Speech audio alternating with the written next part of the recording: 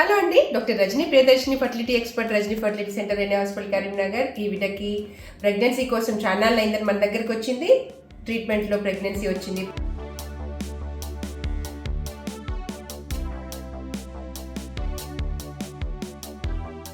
ప్రెగ్నెన్సీలో పిఐహెచ్ అంటే pregnancy induced hyper tension, BP పెరుగుతూ ఉంటుంది.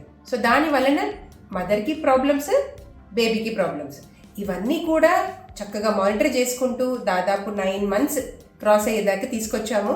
సో చెప్పు తల్లి, నీకు ఎలా అనిపించింది ఇక్కడ ట్రీట్మెంట్ కానీ? ప్రెగ్నెన్సీలో బీపీతో చాలా సఫర్ అయ్యావు కదా.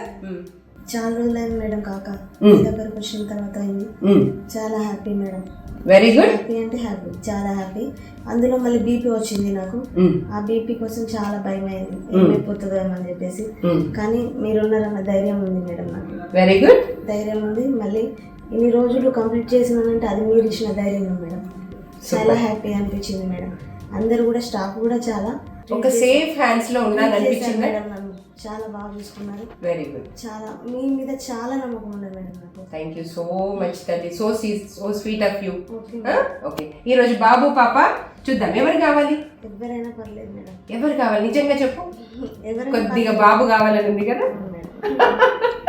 Let us see. చూద్దాం.